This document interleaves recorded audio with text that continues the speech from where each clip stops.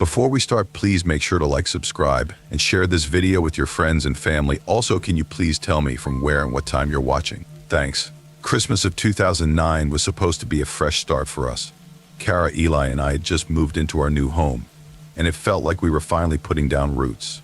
It wasn't anything fancy, just a small house in a quiet neighborhood, but it was ours, our first house together, our first Christmas there, and for the first time in a long while, I actually felt like I could breathe again during the holidays. Kara, being the holiday enthusiast she is, had transformed the place into something straight out of a Christmas card. The tree was glowing in the corner of the living room, and the air smelled of pine and cinnamon, mixing in a way that made the house feel like a warm hug. Kara didn't miss a detail. There were stockings by the fireplace, a wreath on the door, and presents stacked up under the tree, growing higher by the day. It was December 24th, and despite the usual rush to get everything ready, there was this sense of peace. We were finally settled as a family, and I couldn't shake the feeling of gratitude that came with it. It was exactly the kind of Christmas I'd always dreamed of having. The month had been filled with visitors. Kara's family arrived early, her parents, siblings, and their kids. The house had been alive with laughter and noise, and of course Eli was the star of the show. He was the youngest by far, so his cousins, all much older than him, spoiled him rotten. The gift pile under the tree kept growing, and I couldn't help but smile at how much love was surrounding us. Kara's face lit up every time her family was around. It was clear she was savoring every moment, happy that our first Christmas in the new house was turning out so beautifully. A week later, it was my turn. My college friends, a tight-knit group from LSU, came by, and as expected, the gifts piled up even more. Most of them were for Eli, of course, but I was still blown away by how much love was being showered on him and on us. It was overwhelming in the best way. Our house had turned into a holiday wonderland, and Kara had made it all happen. She was determined to make Christmas feel different for me, to make it feel normal, something I didn't even realize I was craving. But even with all the joy and celebration, something felt different that year. See, Christmas had always been hard for me. I grew up with the memory of a holiday that was both filled with love and, unfortunately, loss. I had a younger sister, Lily, who was the light of our family, especially at Christmas. But when I was 8, on Christmas Eve, she was taken from us. Kidnapped from our front yard, her bright red scarf the last thing I saw of her. That Christmas turned into a nightmare that would haunt me for years. After Lily disappeared, my family fell apart. My mom, already struggling with addiction, lost herself completely. And my dad, who wasn't the most emotionally present to begin with, retreated even further into himself. By the time I was a teenager, Christmas had become a time of loneliness and grief. Then I met Kara, and everything began to change. She was patient, never forcing me to talk about the past, but always there when I needed her. Slowly, we built a life together. But every year, Christmas still brought that twinge of sadness, that haunting reminder of the past that I could never quite shake. Kara knew how tough the season could be for me, so she worked hard to make our holidays special, and somehow, every year, she pulled me a little further out of my shell. That Christmas, I thought things might finally be different. We were in our new home, and everything felt like it was falling into place. But I had no idea that the past was about to catch up with me in the most unexpected way. It was late on Christmas Eve when the last of the visitors had gone home. Kara and I were in the kitchen, cleaning up after dinner, and Eli had finally crashed on the couch, his little body completely worn out from the excitement of the day. The house was quiet, peaceful even, with just the hum of the fridge and the crackling of the fire in the background. I was finishing up the dishes when Kara walked in, holding a small, unassuming box. It was wrapped in yellow paper, no frills, no ribbons, just plain. She set it down next to me and told me to open it. I looked at the box and felt this weird knot in my stomach. It wasn't much, just another gift, probably a little trinket or a scarf. But something about it didn't sit right with me. I shook it, and it felt too light to be anything of real importance. But Kara was smiling at me, urging me to open it, so I did. I tore the paper off, and inside was a doll. At first, I didn't even know what to make of it. The doll was old, with worn edges, a scratched-up plastic face, and matted hair. But it felt familiar. Too familiar. My heart skipped a beat, and a cold shiver ran down my spine. It was Lily's doll, the one she had carried with her everywhere, the one she had been holding the day she disappeared. The doll had the same worn blue dress, the same ragged hair, and that same sad, fixed expression.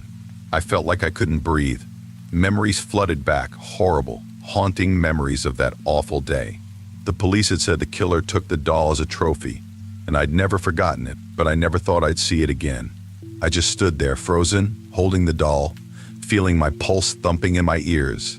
Kara must have seen my face because she stepped closer, her brow furrowed in concern. When I told her what it was, her face went pale. We just stared at the doll, both of us stunned, trying to make sense of it. I knew, with a sickening certainty, that someone had placed it there, someone who knew about Lily, someone who knew about the nightmare that happened that Christmas Eve. Before I could process anything, Kara had called the police. They showed up quickly, and forensic specialists were on the scene, examining the doll. It wasn't just an old toy, it was a relic, a part of the past that somehow found its way back into my life. The dirt on the doll matched the soil from the park where Lily had been taken. The fingerprints, those of a child no older than Eli, were on it too. A chill ran through me. Whoever had left it there had been close to us, and they had been watching for a long time. The weeks that followed were a blur. I couldn't stop thinking about who had left the doll under our tree, who had been watching us, waiting until we were finally happy.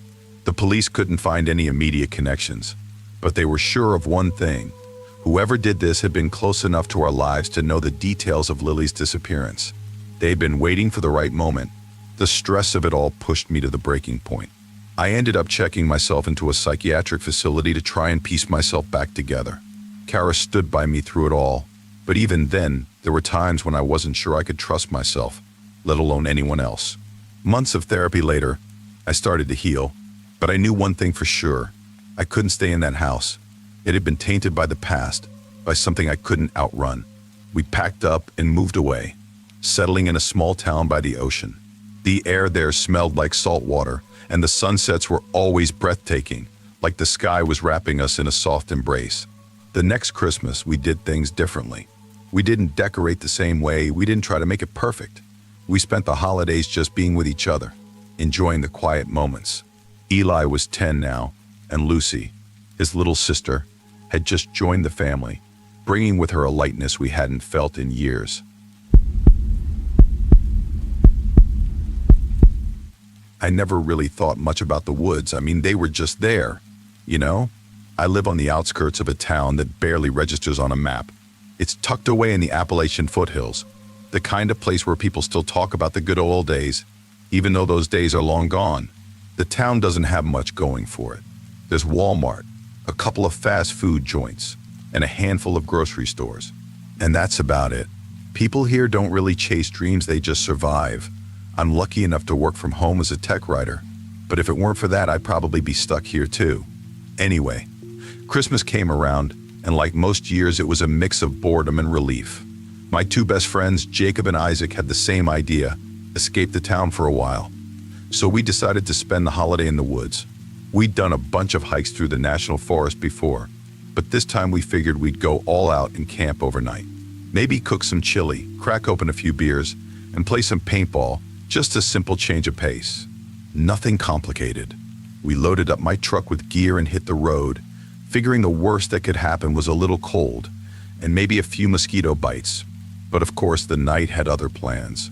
By the time we left the edge of town, the streets were dark, and the Christmas lights flickering along the main strip felt like a faint reminder of a world that didn't really exist out here. The forest roads were winding, empty, and honestly, a little eerie. The trees seemed to crowd in, blocking out the sky, and the silence was like a thick blanket. We drove for miles, the tires crunching on the snow-packed road. The GPS was our only guide, but out here it was more of a suggestion than a map. The signal had already fizzled out hours ago. We had planned to camp at one of the usual spots near the trailheads, but of course when we arrived, a church group had taken over. The place smelled like pine trees and canned ham, and I'll admit, I was not in the mood for a holiday sermon. So, we kept driving, pushing deeper into the woods. Roads started turning into dirt paths, and we passed a few turnoffs that didn't look familiar. After what felt like an hour of this, we found ourselves at a rough, unmarked road that looked like it hadn't seen a tire in years. I was driving my old F-150, which wasn't anything fancy, but it had enough guts to handle whatever the forest could throw at it. So we kept going, bumping along the uneven gravel until we hit a quiet spot beside a creek. It was too quiet, like the whole forest was holding its breath. But we didn't really think about it, at least not yet. There were some old blue tarps nailed to a tree, hanging over a broken plywood table. There were shards of glass scattered around, green bottles, clear bottles, a few random pieces of trash. And then, something caught my eye, a bottle of insecticide. Home and Garden brand. Odd, right? But I was too tired to care. It was Christmas Eve, I was just ready to get the camp set up and crack open a cold one. So we got the fire going, cooked some chili, and cracked a few beers. The stars were barely visible through the trees, but the firelight made it feel like we were in our own little world, separate from everything else. As the night stretched on, I noticed something strange, a faint glow like distant city lights reflected off low clouds. But there was no city. We were miles from anyone else. It didn't feel right, but I shrugged it off. A few rum and cokes and curiosity got the better of me. I suggested we go check it out. Jacob was up for it, of course. Isaac, though, he was already a few drinks deep and he just wanted to chill by the fire. So Jacob and I wandered off, following a rough path toward the hill. As we climbed, I noticed something weird. The bark on the trees had been stripped off in perfect rings, like someone had taken a knife to them. We laughed about it, joked that maybe it was a ghost beaver, but honestly, it was starting to feel off. Something about it was too neat, too perfect. When we reached the top of the hill, the glow was gone. But something else caught my attention. The air, it felt heavier, like the whole forest was holding its breath. And then Jacob tripped over a rock, cursing as he caught himself. When he looked up, the light was completely gone. We didn't say much after that. It was time to head back to camp. But even as we turned around, I couldn't shake the feeling that something was wrong. It was like we were being watched. I kept glancing over my shoulder, and every time I did, it felt like someone was just behind us. But no one was there. We walked in silence, our flashlights the only things cutting through the pitch black night. When we got back to the camp, that's when things really took a turn. I saw Isaac walking around the site, but something wasn't right. He was wearing a jacket I didn't recognize, and he was holding his paintball gun. I called out to him, but he didn't respond. That didn't sit right with me, and I mentioned it to Jacob, who was just as confused. We figured maybe Isaac had been pacing around, but when we got closer, Isaac was standing by the tent, peering inside like he was looking for something. He turned around, looking a little dazed, and gave us some excuse about watching a movie on his phone and falling asleep. But when I asked him about the jacket, he acted like he had no idea what I was talking about. The thing was, it wasn't the jacket he'd been wearing earlier. This one was bulkier, more insulated, like something you'd wear if you were going to be out in the cold for hours. He couldn't explain it. What really sent a chill down my spine, though, was when I asked him about the truck. We'd hidden the keys under the bumper, like we always do. When I checked, everything was exactly where we left it. Paintball gear still piled up, keys under the magnet. But Isaac? He just stared at me like I was the one acting strange. That was it. I couldn't shake the feeling that something was wrong, so I told Jacob it was time to go. We packed up fast, not bothering to fold the tent or organize anything. I was done. I started the truck, and that's when I noticed something I hadn't seen before. The metal barrier, the one that had been leaning against the mound earlier, was back in place, just like it had been before, blocking the road. I didn't stop to figure out how. I just pushed it out of the way with the truck, and we got the hell out of there. But the weirdness didn't end there. As we drove, I noticed headlights behind us. Someone was following us. They didn't have their lights on, but there was a faint outline of a car keeping pace, about 1,000 feet behind. I tried speeding up, but they stayed right there, never getting closer, but never falling behind. My heart was pounding, and I could feel the weight of the night pressing down on me. It was like we were being hunted, but by what and why? It wasn't until we hit the main road that I made a quick turn, hoping to throw them off. I didn't care if I looked paranoid, I just wanted to get home. Since that night, I haven't gone back to that part of the woods.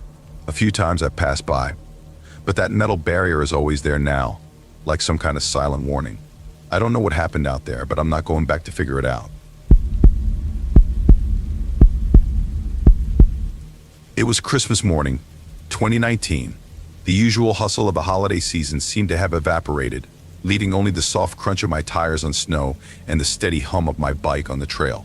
I tugged my jacket tighter around my chest, feeling the cold air sting through every layer, but there was something oddly comforting about it. It was just me in the forest. And Claire, of course. She was with me, just like always. We hadn't ridden together in months, life pulling us in opposite directions. But today she was here.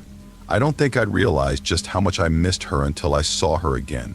It was one of those unspoken things, we didn't need to say much as we pedaled, just lost in our own thoughts in the cold air, but there was something comforting in knowing we were both here, together, like we always used to be. We were up in the Cascade foothills, close to this tiny town that most people probably didn't even know existed unless they were looking for it. The snow had started falling earlier that morning, light at first, just a dusting on the trail.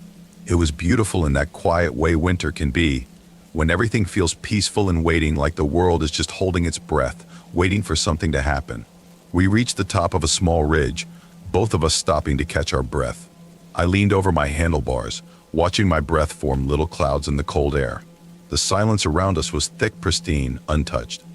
It felt like we were the only ones who'd ever been here, like we were the first people to see it. It made me smile. I think it was the kind of smile you give when you feel like you've found something special, something rare. I almost forgot what this felt like, Claire said, her voice softer than usual, almost like she was talking to herself. I glanced over at her. She wasn't looking at me. Her eyes focused on something far in the distance. There was a distance in her I hadn't seen before, ever since everything happened. She wasn't the same. Not that I blamed her. I know what you mean, I replied, my voice shaking a bit from the cold. Sometimes it's like this place can just erase everything else. She nodded, but didn't look at me. You think it ever really goes away? She asked, her voice barely above a whisper. What?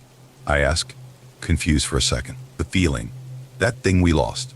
It took a moment for me to catch her meaning, and when I did, it hit me. I knew exactly what she was talking about, but I wasn't ready to say it out loud. Not yet. So I just shrugged and said the first thing that came to mind, even though I wasn't sure I believed it myself. I think it stays with you. But maybe that's not such a bad thing. I think Claire heard me, but she didn't respond.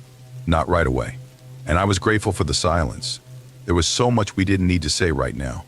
There was too much weight in the air, unspoken things floating between us. But at least for the moment, we didn't need to talk about it. We just needed to ride. And then I heard it, a low growl, deep, animal. It came from somewhere behind us, a sound so primal it sent a chill straight through me. My heart jumped into my throat, and for a split second, I thought I was imagining it. But then I heard it again, closer this time. Claire, I whispered, my voice shaking. My hands were clammy around the handlebars. Claire. She turned, her eyes widening as she spotted the shadow emerging from the trees. A cougar, its yellow eyes locked on us. It wasn't running, but it wasn't exactly strolling either. It was coming closer, slowly, deliberately. Its fur blended so well with the snowy background.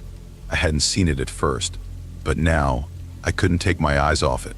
Stay calm, Claire said, her voice shockingly steady, but I could see the tension in her posture, in the way her muscles coiled. She dismounted her bike like it was just another day, like this wasn't something that shouldn't be happening on a peaceful Christmas morning. She moved between the cougar and me, positioning her bike like a shield, though I don't think either of us thought it was going to stop a cougar. She looked back at me, eyes sharp. Get off your bike, she ordered. We need to make ourselves look bigger. I fumbled to get off, but my legs didn't want to listen. I was shaking so hard I couldn't think straight. This wasn't real. This couldn't be real. Claire didn't wait for me. She stood tall, lifting her bike in front of her like a weapon, ready to fight. If it comes any closer, we fight, she said like it was a simple fact. I nodded, but my mind was spiraling. The cougar was still coming. Its eyes never left us. It was like it knew exactly what we were trying to do, knew exactly how we were trying to protect ourselves. I tried to open my mouth to shout, but the words got stuck in my throat. Claire didn't hesitate. She let out a fierce yell. Get away from us. The cougar stopped for a moment, its ears flicking. It hesitated, but then, in a split second, it lunged. Everything exploded in movement. Claire swung her bike with all her strength, hitting the cougar square on the side of its head. The impact was enough to knock it back a step, but it didn't retreat. It crouched, eyes focused, ready to strike again. I froze. My body wouldn't move. My hands felt like they were frozen to the handlebars. But Claire didn't hesitate. She swung her bike again, harder this time, catching the cougar on the side. It stumbled back, its footing lost. And for one terrifying moment, I thought it was going to charge again. But instead, it backed off, retreating into the trees, disappearing just as quickly as it had appeared. We stood there, breathless, the adrenaline still buzzing through me. Claire was shaking, but she didn't show it. She didn't say anything, just started to get back on her bike. "We should go," I said, my voice a little broken, and for once she didn't argue. She was already pedaling down the trail, and I followed, barely able to keep up. But then, just as I pushed harder to catch up, I felt it. The pressure, a weight crashing into me from behind. Before I could react, I was flying forward, slamming face first into the snow. I didn't need to look to know what had happened. The cougar had returned. It had waited for the perfect moment. "Claire, run," I screamed, my voice raw and desperate. But it was too late. I could hear Claire's scream. I could feel the ground beneath me vibrating as the cougar dragged her off the trail. My heart was racing, and my vision blurred as I tried to stand, tried to run after them. But my legs didn't work. By the time I made it to the clearing, it was already over. The cougar had taken her. She was gone. I couldn't save her.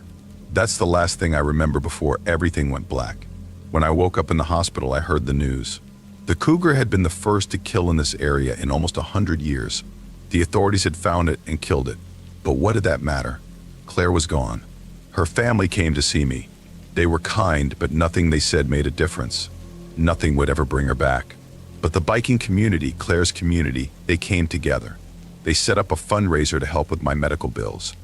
And I cried, not for me, but for her. Because Claire had saved me. She had fought for me when I couldn't fight for myself. Twice. Every ride from that day forward has been a tribute to her. Her strength, her bravery. She was only 30. There was so much left for her to do. But now all I have is her memory. And I carry it with me every single day. Christmas in our house was always quiet. Too quiet, maybe. The kind of quiet that was almost too heavy for a holiday. But it was the way we did things. My dad worked long shifts at a factory, and he wasn't really into all the fuss that comes with Christmas. So every year he'd come home after his shift, we'd have a simple dinner, and then I'd retreat into my room, where it was just me and my video games. No presents, no parties, just us. Honestly, that was okay with me. I didn't mind the solitude. I preferred it, really. But that Christmas Eve, that was different. The tree was up, but only half decorated. A few mismatched ornaments hung from the branches. Nothing fancy, but it was enough. Money was tight, and we didn't do all the trimmings like other families, but I didn't care. We had a frozen pizza for dinner, my dad's idea of a treat, and I washed it down with my usual soda. It wasn't much, but it was ours, and that was more than enough for me. Christmas had become just another day over the years. No big celebrations, no presents, no fuss, just quiet. After dinner, my dad left for his shift. It was just me in the house now. It was around 9 p.m. and I did what I always did, booted up my game console and sank into the chaos of Grand Theft Auto. I loved it. The freedom, the mayhem. It was like an escape. I put my headphones on and the rest of the world disappeared. But then something weird started happening. Around midnight I heard it. At first I figured it was the house. It was old and it always creaked and groaned when it got cold. But then I heard it again, a faint tapping sound. Something shifting in the other room. I paused the game, straining to listen. The sound was so faint, but it was definitely there. Coming from downstairs, I told myself I was being paranoid. It was Christmas Eve, for crying out loud. There were no ghosts in my house, but then it happened again, and this time I couldn't ignore it. It sounded like footsteps, or maybe something dragging across the floor. Not a huge noise, but enough to make my skin crawl. I sat there frozen for a while, trying to convince myself it was nothing. The pipes, maybe, or the wind. But no, then I heard it again. Clearer now, almost rhythmic. And then I realized it wasn't just tapping. It was humming. A soft, low hum. I sat up straighter. My heart raced. That humming, it was familiar. I couldn't place it at first, but then it clicked. It was a song my mom used to hum when I was little. I've got no strings to hold me down. You know, from Pinocchio. I froze, the world around me suddenly spinning. I hadn't heard that song in years. Not since everything changed. Not since she disappeared. I shook my head, trying to push it out of my mind. There was no way this was happening. It was just an old house. Maybe the pipes were playing tricks on me, making weird noises. But the humming kept going, and it wasn't getting any quieter. It almost felt like it was getting closer. I stood up, my heart pounding in my chest, a cold sweat prickling my skin. The hallway in front of me was pitch dark, and the stairs looked like a doorway to someplace I really didn't want to go. But something told me I had to check. Maybe I was just being paranoid, but I had to know. I tiptoed toward the stairs, my steps slow and deliberate, as if I was trying not to wake a sleeping giant. The humming was louder now, and it wasn't just humming anymore. There was something off about it, like someone was mumbling to themselves. I wasn't sure if it was the song anymore, or just someone talking under their breath. I made it to the bottom of the stairs and stopped, my heart hammering. The kitchen light was on. I was sure I'd turned it off earlier. A chill ran through me. I didn't want to go any further, but I couldn't ignore it. Not now. I walked into the kitchen, each step dragging like I was wading through mud. The humming was clearer now, and there, standing by the cabinets, was someone I didn't expect to see. At first, I thought my mind was playing tricks on me, but no. There she was, my mom. She was rifling through the kitchen cabinets, pulling out mugs, plates, setting them down without any care. Her hair was a tangled mess, hanging around her face in dark, matted strands. She didn't turn when I entered. She didn't even acknowledge me, just kept humming that same song. I froze in the doorway. My breath caught in my throat. It couldn't be her. Not like this. The woman in front of me didn't look like my mom. Her skin was too pale, almost translucent, stretched too tightly over her bones. Her eyes were empty, hollow. When she looked at me, I felt something twist in my stomach, something unrecognizable. She opened her mouth, her lips cracked and thin, and a sound came out that wasn't her voice at all. "There's my baby. What are you doing up so late?" Her voice was soft, cracked, empty, not like hers. I didn't answer. I couldn't. I was rooted to the spot, my mind racing in confusion and disbelief. This couldn't be happening. She reached out, placing her cold hand on my shoulder. I shuddered, a chill shooting down my spine. "What am I going to do with your father? Always changing out the cabinets around here. I swear he never listens." Her laugh, if you could even call it that, was hollow, eerie, like it came from somewhere deep, somewhere wrong. She turned back to the cabinets and kept rummaging, as if nothing was strange. As if I wasn't standing there, too terrified to move. I don't know how long I stood there. It felt like an eternity, my mind refusing to process what was happening. Every cell in my body screamed at me to run, but my feet wouldn't budge. Finally, something inside me snapped. I turned and bolted up the stairs, slamming my bedroom door behind me. I locked it. My hands were shaking as I grabbed my phone and dialed the only number I could think of. "Dad, she's here. Mom, she's here." My voice was trembling, barely above a whisper. Without missing a beat, he told me to stay in my room and not open the door. He'd be home soon. But even as I spoke to him, I knew it would be a while. I wasn't sure how long I sat there, heart pounding in my chest. I could hear sirens in the distance. And then, a long time later, I heard the muffled voices of police officers downstairs. "Come downstairs. It's okay." One of them called. I didn't move for a moment. But eventually, I opened the door, every muscle in my body tight with fear. Downstairs, I saw them, the officers standing next to her. My mom. But she wasn't the mom I remembered. Her eyes were wide, vacant, her lips still moving, whispering to herself in jumbled words. She was still humming that song. The officers gently led her outside, her hands cuffed behind her back. The sirens hummed softly as they took her away. When my dad finally came home, he didn't say much, just hugged me tightly, longer than usual. He told me that she had gotten in through a broken window. He didn't know how she'd found us, but he said it was a miracle she hadn't done more. She'd had 2 knives on her, one from the kitchen, the other, well, who knows where she'd gotten that one.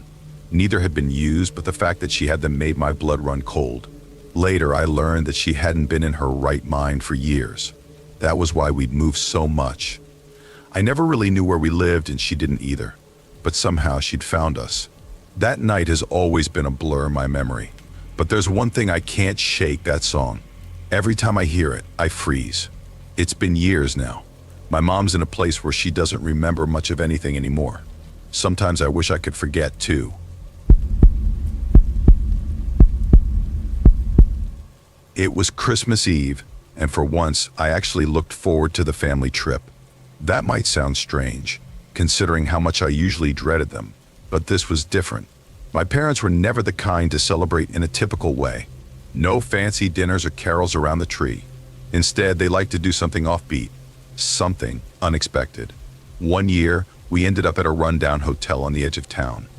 It was a little eerie, the kind of place that gave off a weird, faded charm, like stepping into an old ghost story. It wasn't the hotel I'd have picked, but at 12, I had learned to go along with whatever came our way. I didn't ask why we ended up there. Sometimes things just happen with my parents, no questions asked. So there we were, all checked in. The lobby was decorated with fake snow, a couple of sad-looking Christmas trees tucked into corners. I remember thinking the place had an odd feel, like it wasn't really a hotel but something else entirely. The layout was strange too. The lobby was on the 4th floor, and the only way to get there was by elevator. No stairs. It was like we'd stumbled into some kind of alternate universe. At first, I didn't give it much thought. I spent the next couple of days playing cards with the others, watching Christmas movies, wandering the hotel's never-ending hallways. But on Christmas morning, everything changed. I woke up to shouting. At first, I figured it was just some people having a loud argument in the lobby, but then I heard the screams. A woman's voice, panicked, full of desperation. It made my stomach drop. My heart started pounding. I didn't know why I was so scared. I just was. It felt like those screams were coming from everywhere, echoing through the hallways, bouncing off the walls in ways that made it impossible to figure out where they were coming from. I rushed to my door, opened it, and peered into the hallway. There was a commotion down in the lobby, and I could see a crowd gathered around something or someone on the floor. A girl, I think. There was spilled milk, broken glass, eggs scattered around. People were rushing about, some shouting for help. Someone even called 911. For a moment, I just stared, feeling frozen. But then I realized I couldn't just stand there, I had to find out what happened.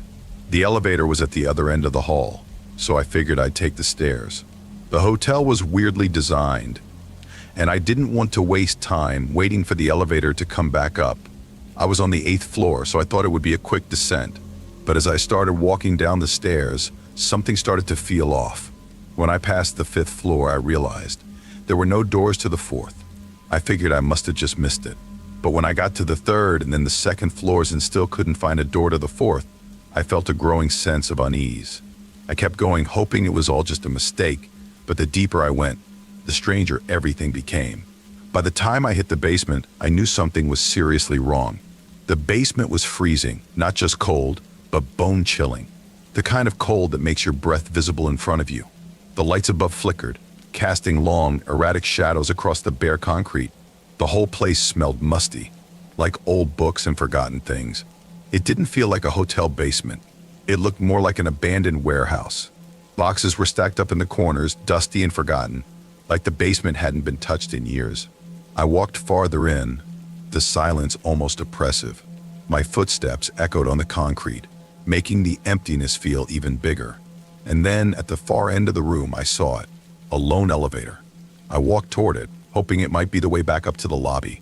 I pressed the up button. Nothing happened. I tried again. Still nothing. It wasn't until I noticed the card swiper next to the button that I realized it was probably a service elevator. Great. Another dead end. I turned to head back, but when I reached the stairwell, the door I'd come through was locked. Panic surged through me. I was stuck. No phone, no way to reach anyone. And with my parents and friends probably still in the lobby, no one even knew I was down here. I started to feel that weird sensation, like I was disappearing, like if something happened to me, it would go unnoticed. I searched the basement, desperately trying every door I could find. Locked. Locked. My breath was shallow, and my heart hammered in my chest. I was trapped. And then I heard it. A creak. Footsteps. I froze. A man stepped into the dim light, wearing a white lab coat. His eyes widened when he saw me standing there, but then his face softened, like he was relieved to find another person. He looked like someone who could help. I'm lost.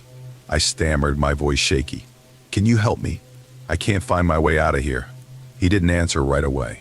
Instead, he scanned the room, his eyes darting around like he was looking for something. After a beat, he gave a slow nod. I know a way out, he said quietly. Just follow me. Relief washed over me. Finally, someone who could help.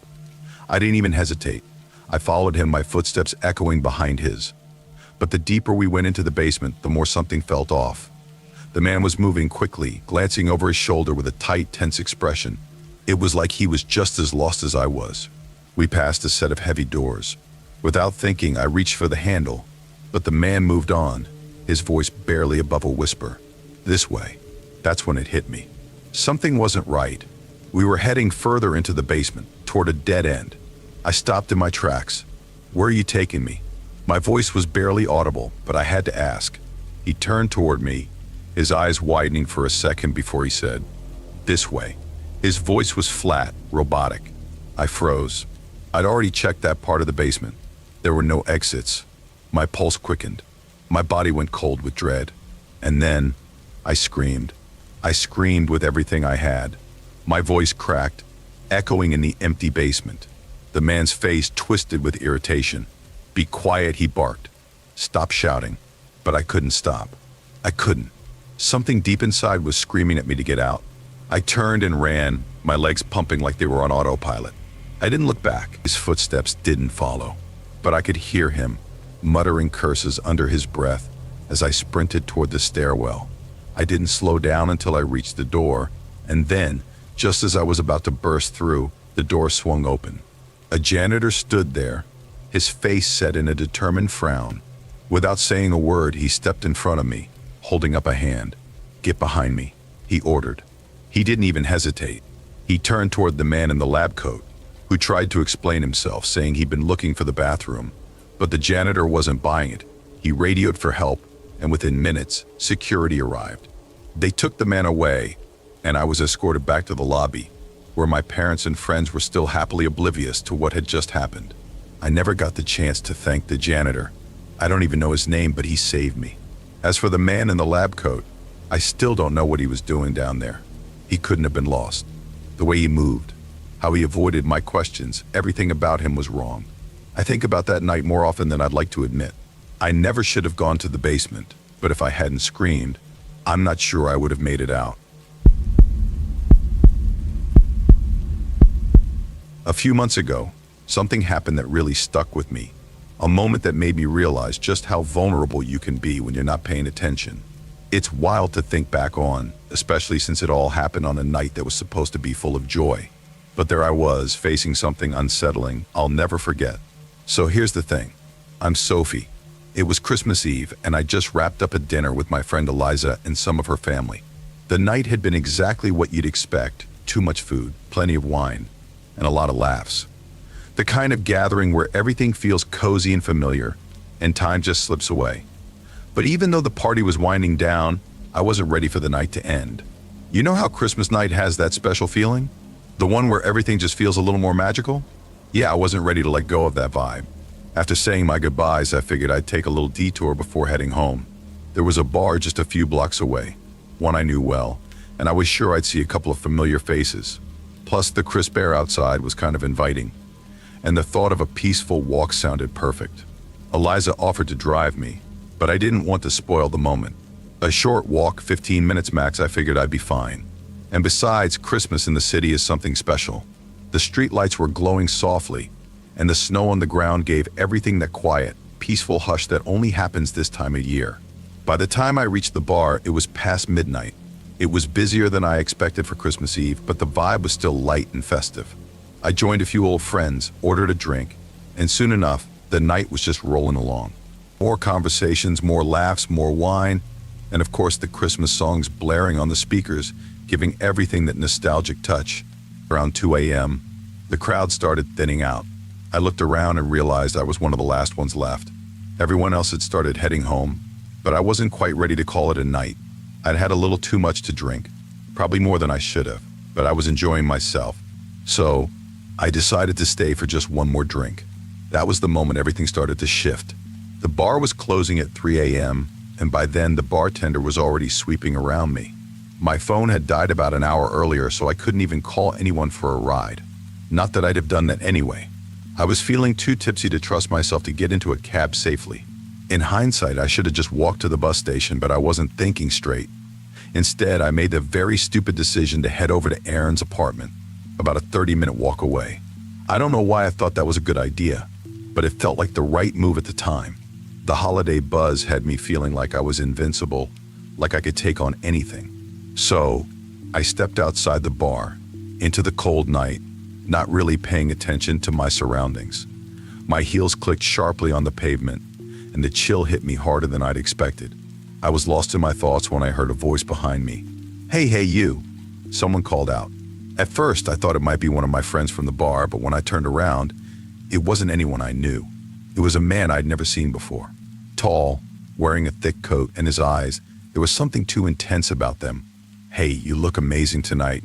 Merry Christmas, he said, leaning toward me, his breath clouding in the cold air. Can I get your number? I froze for a second. He wasn't being overly aggressive, but something about his demeanor put me on edge. No thanks, I said, flashing a polite smile, hoping he'd get the hint. But nope. He stepped closer. Come on, what's the harm? Just a quick number. He insisted, and his voice started to take on an edge. I stepped back. I said no. I said firmer this time.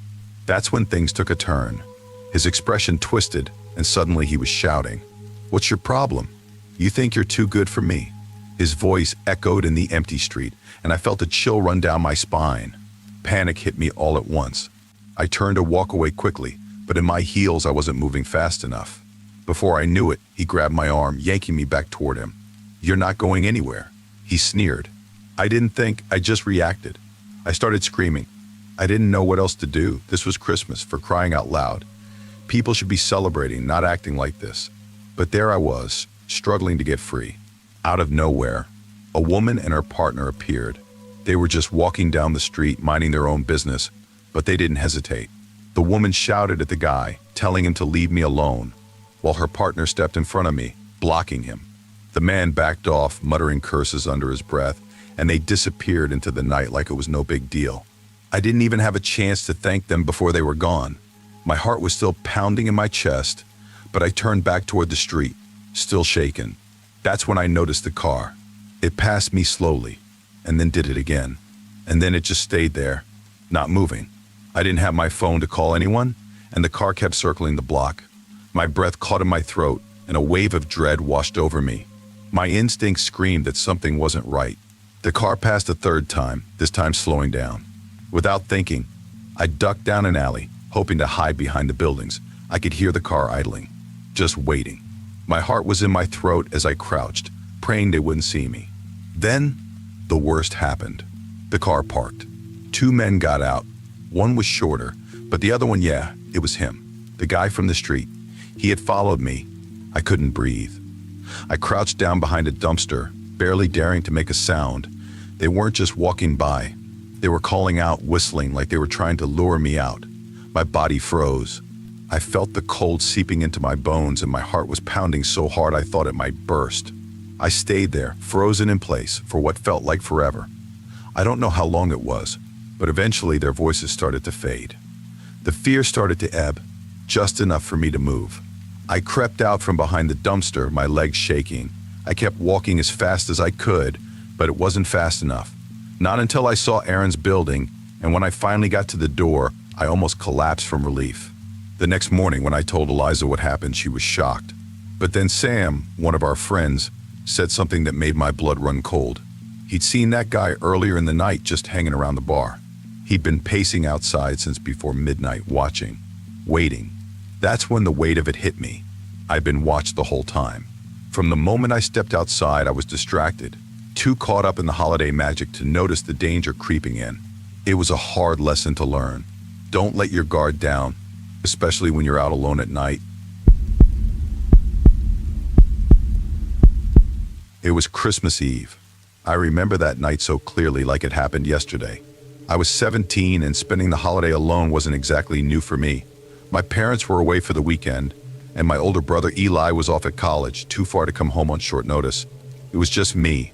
Tim, my best friend, was supposed to come over, but he had to leave early. So after dinner, I found myself sitting alone in the living room. It wasn't a big deal, though. Christmas had always been quiet for us. No big family gatherings or anything. Just the three of us. And this year it was just me. I made a mug of hot chocolate and settled in front of the TV. The house was warm. The only sound the faint rustling of Luna, my dog, lying at my feet. The Christmas lights were on, twinkling softly. The tree in the corner looked nice, and everything felt peaceful. Really, I wasn't even bothered by being alone. The house felt cozy, and I had my little routine. But then, the alarm went off. It wasn't the usual soft beep. This was loud, really loud, like a shrill, painful sound that cut right through the calm. I swear my heart jumped into my throat. I froze, staring at the ceiling for a second, like I could somehow wish the noise away. The house was locked up tight. My parents had drilled the routine into me. Lock all the doors, set the alarm, don't leave anything unsecured. I had done everything right. So why was it going off? The sound didn't stop. It just kept getting louder and more frantic. I stood up, panic creeping in. What the hell was going on? I quickly grabbed my phone, texting my mom. The alarm just went off. I'm okay, but I don't know why. Her reply came quickly. Stay calm. Lock all doors. Set the alarm again. Let us know if anything happens. I glanced around the house. Everything felt too quiet, too still. My heart was pounding. I knew something was wrong, but my brain wasn't catching up. I ran for the front door, double-checked the locks. Then, of course, I remembered the back door. I raced to the back, nearly tripping over my own feet. And there it was, wide open. I stopped dead in my tracks. I felt like I couldn't breathe, like the air had been sucked right out of the room. My heart hammered in my chest. My mind was racing. Was someone in the house? Had someone just walked in? I ran back to my phone, dialing 911 with shaking hands. The operator picked up almost immediately, her calm voice a stark contrast to the chaos in my head. I gave her the address, told her what happened, though I wasn't even sure what had happened. The alarm went off for no reason. Someone might be inside. I didn't even know what I was saying. My thoughts were scattered. My dad's gun was in the nightstand in my parents' bedroom. I didn't even think about it. I just grabbed it, checked the chamber, flicked off the safety. I wasn't sure what I thought I'd do with it, but I wasn't about to be unprepared. My hand shook so badly I could barely hold it steady, but I kept it pointed toward the door just in case. The minutes stretched on, each one feeling like hours. The alarm kept blaring in the background, adding to the weight of the silence. And then I heard it, the sirens. Finally, the police arrived, 2 officers knocking on the door, their voices muffled through the wood. I turned off the alarm, stuffed the gun in my pocket, and opened the door. They walked around the house, their flashlights sweeping the yard. I watched them, my legs shaky, my mind still racing. They came back with nothing. No signs of forced entry. One of the officers said, sounding almost too casual for what I was feeling, "Everything seems clear, but we'll stay nearby. You good?" I nodded, even though I wasn't. I didn't want to sound like I was overreacting, but something still didn't feel right. They left soon after, and the weight of their departure made the house feel emptier than it ever had before. Upstairs, I tried to breathe, tried to calm down. I called my parents to explain everything, but as I was talking, it hit me. I hadn't reset the alarm. The red lights on the panel flickered, reminding me of my mistake. I typed in the code and hit the button, waiting for the reassuring beep. Nothing. I blinked at the panel. My stomach twisted. It wasn't resetting. I knew exactly why. The back door. That stupid back door. I grabbed the gun again and rushed downstairs. My heart was pounding in my chest, every step feeling heavier. When I reached the back door, I stepped outside, and that's when I saw it, the garage door. Wide open, just like the back door. I couldn't catch my breath. I fumbled for the light switch, my hands shaking. As soon as the lights flickered on, my heart skipped a beat. The garage was empty. No sign of anyone. But the hairs on the back of my neck were standing up. I knew something wasn't right. That's when I heard it. A shadow. A movement in the corner of my eye.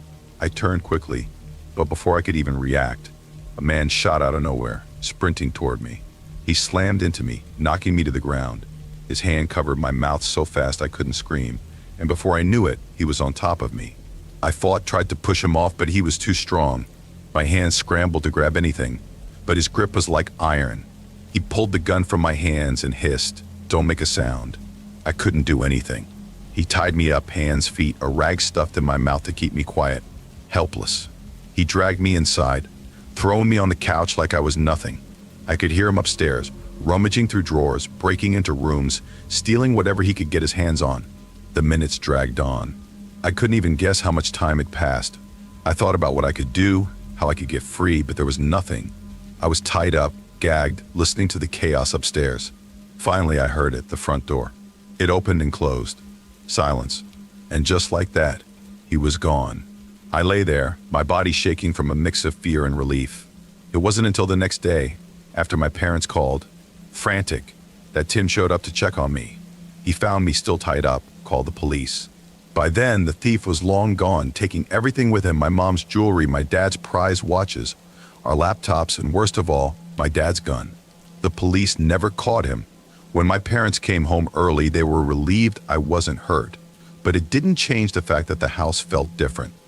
We upgraded the security system, cameras, motion sensors, alarms that couldn't fail.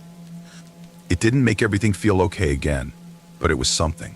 Even now, I still get jumpy when I'm home alone. I've always known that being a dad would come with its share of worries. But when Aiden came into my life, it was like all those worries had a new home. He's my world, really. Since his mom passed away, he's the only thing that's ever truly mattered to me. Raising him on my own hasn't been easy, and I'll admit, I sometimes fear that the universe might take him away from me, just like it did her. I don't think I could survive that. For years, I thought I was doing the right thing, keeping him close, knowing exactly where he was and what he was up to, making sure he never strayed into trouble. But as he got older, I realized I was probably smothering him. He wanted to be independent, to have his own space, and I struggled with that. The world can be a dangerous place, and how do you let go of someone you're terrified of losing? It was Christmas Eve when everything came to a head. I was in the living room, wrapping gifts. The tree lights flickered gently, casting soft shadows on the walls. The house was quiet, except for the hum of the fridge and the occasional rustle of paper. It should have been one of those cozy, peaceful nights, but my mind was racing. I'd been on edge all week, trying to keep Aiden close, insisting we just stay in, watch movies, relax. I figured if we didn't leave the house, if I could just keep him near me, everything would be okay. But Aiden had other plans. "Dad, I'm going to James' house. It's just for a bit," he said, walking into the living room with his coat already on. The knot in my stomach tightened instantly. It wasn't that I didn't trust James, it was that I didn't trust the world. Too much could go wrong in an hour. Too much could happen in 5 minutes. "Aiden," I started, my voice wavering a little. "It's Christmas Eve. Why don't we just stay in tonight? Have a quiet evening together?" He looked at me, his expression already tired of this conversation. "I'll be back before midnight, I promise," he said, like he was trying to make this sound easier than it felt. I wasn't convinced. The gnawing fear in my gut wouldn't let me relax. "I don't know, son. I don't think it's worth it tonight." Aiden let out a deep sigh. "Dad, I'm not a kid anymore. I'll be fine." I heard it in his voice, the little sting in his words. I knew it was true, that he was growing up. But the thought of him out there, without me, in a world I couldn't control, it felt like too much. I hesitated, torn between wanting to protect him and knowing I had to start trusting him. "Please, just let me go. I'll be back. I swear," he added, softer this time, like he was trying to convince both of us. I stood there for a moment, my mind racing. Finally, I nodded, reluctantly. "All right, be safe. And no funny business." He smiled that familiar grin, the one that made everything feel a little better, and then he was gone, out the door. I watched him walk down the snowy sidewalk, the glow of the streetlights casting long shadows behind him. For a second, I thought I was doing the right thing, that I was letting go, trusting him, giving him the space he needed. But deep down, I knew it wasn't okay. Not really. Not even 20 minutes later, my phone rang, and I swear my heart stopped before I even picked it up. I didn't even need to look at the screen to know it was Aiden. I answered immediately. "Dad?" His voice was unsteady, cracking with fear. "Dad, I think something's happening. I think someone shot a gun." The blood drained from my face. "Aiden, where are you? Are you okay? Are you hurt?" "I don't know, Dad. There's blood. I don't know what's going on. I'm scared." My hands were shaking as I threw on my coat and ran out the door, barely feeling the cold air biting at my skin. "Stay on the phone, Aiden. I'm coming. Don't hang up. I'm on my way." I didn't even think. I just ran to the car, started it up, and sped off into the night. The Christmas lights in the neighborhood were just there. They didn't belong to me anymore. My whole world felt like it had been flipped upside down by the sound of Aiden's terrified voice. As I sped through the streets, my mind was racing. What had happened? Who was involved? What was going on with Aiden? I couldn't focus. The sirens from the police cars in my rearview mirror made my heart sink even further. I was speeding way over the limit, but I couldn't stop. Not now. Not when Aiden was in trouble. But if I kept going, I risked everything. I could be arrested. I could be stopping 1,000 times too late. But I didn't care. I couldn't stop. The lights were getting closer, the sirens louder, as I swerved around corners, my knuckles white on the wheel. Every second felt like a year. All I could think about was Aiden, alone, scared, hurt. I wasn't going to stop. Not for anything. When I finally pulled into the parking lot of our apartment complex, my heart was in my throat. The police had followed me, their lights flashing behind me. I jumped out of the car, hands raised, voice shaking. "Please, you have to help him. My son. He's in there," I cried out. The officers shouted at me to get back, guns drawn. "Get on the ground, now." I choked out, "My son. He's in there. Please help him."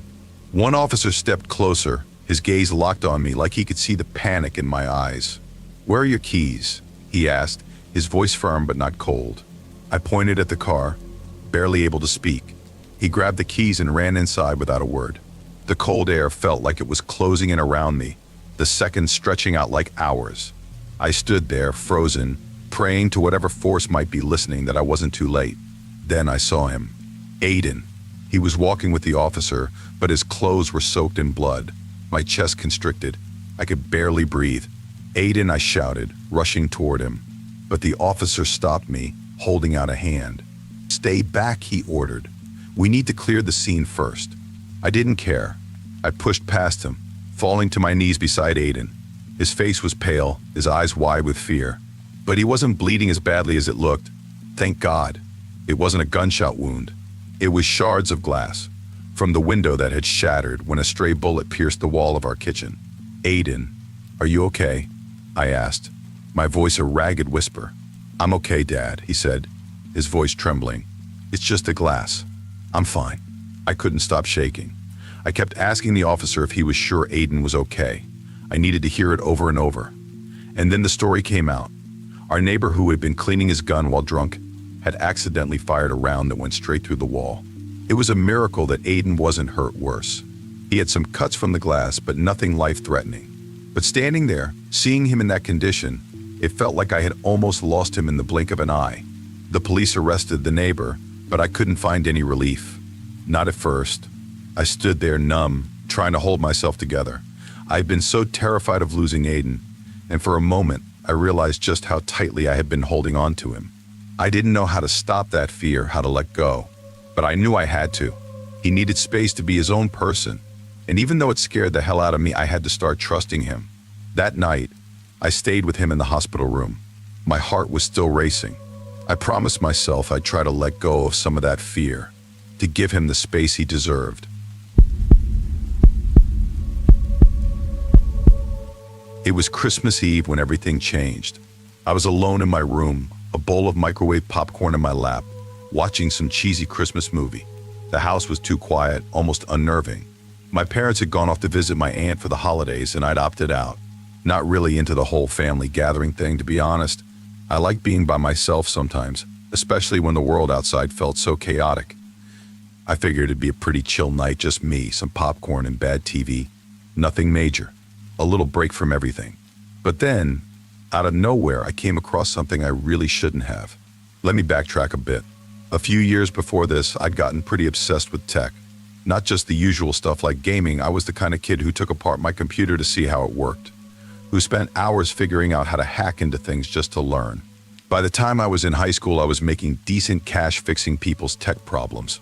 Someone needed help with their password or wanted to unlock a phone. I was their guy. Nothing illegal at first, just small-time stuff. But after a while, I started feeling like I could do anything. By the time I was in college, things took a turn. The hacks were more complicated, the stakes higher. It was still fun at first, but eventually it all got boring. The money was nice, sure, but the thrill? Gone. And that's when Nick, one of my friends, introduced me to something darker, the dark web. Nick was a bit of a wild card, always pushing boundaries. One night he casually mentioned, "Man, you have no idea what's out there. The dark web? It's a whole different world. There's stuff on there that'll blow your mind." I wasn't totally sold on the idea, but I'd heard rumors. I didn't really know what it was all about, but I figured why not? It's Christmas Eve, and I have nothing better to do. So I downloaded Tor, set up Tails, and plunged into the dark web for the first time. At first, I wasn't too impressed.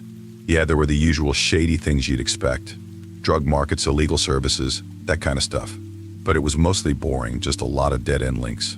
That is, until Nick texted me again, sending me a fresh batch of links. One caught my eye. Check this out. You'll never believe what you'll find. I clicked. The page loaded slow, and when it finally came up, it was weird. The design looked like something from the early 2000s, black background, red text that kind of made my eyes hurt. There was a chat room, but only one person was online. Their name was a random string of numbers and letters. They messaged me almost immediately, "Hey, welcome to the show. Interested in something real?" Something about it felt off. But then again, I was curious. I asked if they had anything interesting, and after a long pause, they sent me another link. Before I could respond, they were gone. I clicked the link without even thinking about it. What happened next? Well, let's just say I'll never forget it. A pop-up window appeared. It read, "If you don't know what you're doing here, you shouldn't be." I almost clicked the leave button. Almost. But curiosity won, as it often does. I clicked continue. The screen went black, and then, boom, red letters flashed on the screen. The Freak Show. A message popped up, "Welcome, new viewer. Are you here for the show?" I froze for a second. What the hell was this? But without thinking, I typed yes. Immediately, a new window appeared. A countdown timer, ticking down from 30 minutes. I felt a knot tighten in my stomach. A chat room popped up alongside it, but no one had typed anything yet. I changed my username to James Kent 157. I didn't want to use my real name, just in case. I typed hello in the chat, but no one responded. The timer kept counting down. When the countdown hit 0, the screen shifted. A video feed popped up, showing a man in a black mask. Next to him were 3 people, tied up. They were shaking, terrified. "Welcome to the Freak Show." The man's voice came through, distorted and cold. "It's time for the game. You'll help decide who lives and who dies." At first, I thought it was some kind of twisted prank. Maybe a really messed up form of entertainment. But then, something changed. The list of usernames on the side of the screen started scrolling. One of the names caught my eye, Gore725. They typed, "I want them to be dismembered. Cut them up piece by piece. Then burn them with metal." My stomach dropped. I couldn't look away though. I was paralyzed, staring at the screen. What the hell was I watching? Was this real? It had to be a joke. It couldn't be real. But then it happened. The victim screamed. The sound was unbearable. And that was when I knew this wasn't a game. This was something much darker. After the scream stopped, the masked man turned to the screen. Next, my name popped up. I felt my heart stop. It was like a punch to the gut. My screen name, James Kent 157, was right there. My hands started shaking. I tried to type, "What is this? Why are you doing this?" But no one responded. Then, a new message appeared, and it sent chills down my spine. "If you think you can leave, try it, but you'll regret it." I tried to close the window, but it wouldn't let me. Another message popped up, "Sorry, no leaving midstream." I was stuck, and then it got worse. The owner of the site sent me a message, "Call the police, and you'll regret it. We know who you are." And just like that, my full name, my address, my parents' names, even my school were all displayed in the chat. He knew everything. I panicked. I shut down the computer, but the damage was done. I ran straight to my parents' room, shaking so hard I could barely speak. I told them everything, and they called the police immediately. For weeks after, we stayed under protection. We didn't leave the house. We knew someone out there had all of our information. The police eventually caught the guy. Turns out, he was living off welfare in a rundown apartment, using the money he made from these 6 shows. But even after everything was over, I couldn't go back to how things were. I couldn't touch a computer or a phone without feeling like I was being watched. That Christmas ruined everything. It was like a part of me died that night, a part we'll never get back. So if you're even remotely curious about the dark web, don't go there. Trust me, there are things on there you can't unsee, and once they get to you, they don't let go. Don't forget to check out these videos. Thanks for watching.